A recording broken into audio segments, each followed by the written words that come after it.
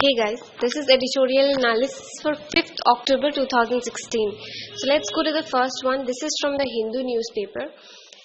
It says that India has signed nuclear cooperation agreements with 11 countries till now, which includes USA, Russia, Australia, Canada and South Korea. But according to the author, the most important one is the upcoming one, that is with Japan. Japan is the only country that has been a victim of a nuclear attack, and after Fukushima, the Japanese have grown a little bit fearful of nuclear energy. Still, Tokyo has agreed to sign this deal with us because it shows their belief in us. Japan also supports us for an NSG membership. The Japanese nuclear technology and safety parameters are considered to be of cutting edge, and we need them to supply parts for our reactors, and this will be possible only if this agreement is signed. Also, after Fukushima disaster, Japanese are likely to act liberal on the liability clause because they already understand the cost of cleaning up after a nuclear disaster. So that's on our relation with Japan. Let's move on to the second editorial. This is also from the Hindu newspaper. This is on the entire debate of appointment of judges. So this sort of recounts the whole series of events that have happened in the recent years on this issue. It says that judiciary has the function of keeping executive and legislature within their bounds of power. Its functions are also to prevent the executive from violating laws and protection of the constitution and the fundamental rights of the people. Also, to keep the legislature from violating the constitution. The judiciary is the final arbiter of the constitution.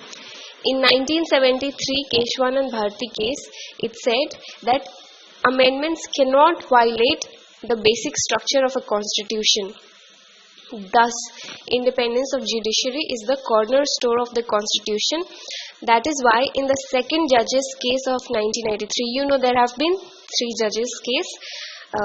In the second judge's case of 1993, judiciary took it upon itself to appoint judges from then on, saying that executive's interference would compromise the judiciary's independence. Before that, the executive used to appoint judges, and during that time, the lure of post-retirement jobs in commissions and tribunals, foreign trips, etc., that used to make the judges take decisions in favor of their political executive, because these post-retirement jobs and tribunals were in the hands of executive only. When executive used to appoint, it appointed partisan or subservient judges, and there was a lot of arbitrariness and nepotism in there. But later, after the second judge's case also, the collegium that used to appoint judges, it did not lay down any criteria or method of assessment on which the judges that are to be selected are going to be judged. To gain some control over this whole appointment thing, the government proposed the National Judicial Appointment Commission Act, and it was passed by the Parliament. It proposed a selection commission of 6 people, which would include 3 senior-most sitting judges of the Supreme Court, 4thly the law minister, and 5thly and 6thly 2 persons selected by a committee of Prime Minister, Leader of Opposition and the Chief Justice of India.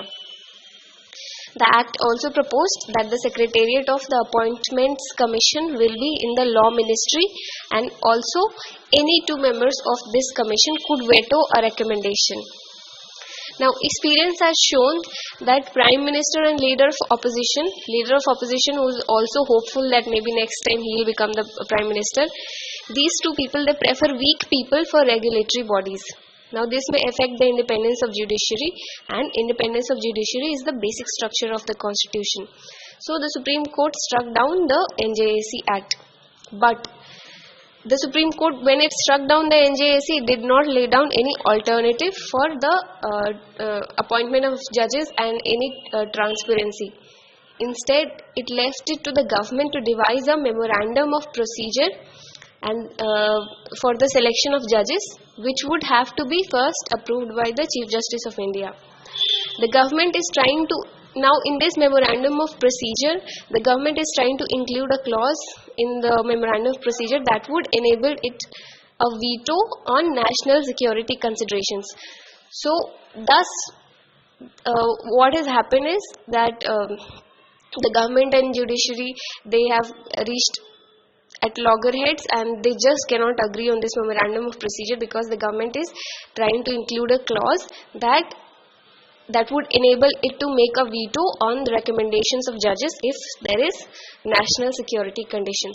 So the author here, he suggests certain solutions. He says that we must establish an independent body that is independent of both government and judiciary. It should be full-time, rational and transparent. And if judges have to be, if candidates have to be assessed in a fair manner, then every year thousands of candidates have to be assessed for the posts of judgeship. So also it needs its own secretariat. It cannot be done by ex officio bodies like judges and law minister, because they are already extremely busy persons. Also, criteria and method of selection of judges should be made public. They should assess the integrity, competence, judicial temperament, common sense, sensitivity towards the problem of common man, etc. in a candidate that has to be selected for judgeship. And in this regard, we can take an example of the British. They select their judges on a predetermined criteria. So this is on the entire issue of appointment of judges. It has been going on for quite very long time, so it sort of recounts the whole series of events, this editorial on what's happening on this issue. The third editorial is from Hindustan Times. It's on the cauvery water issues.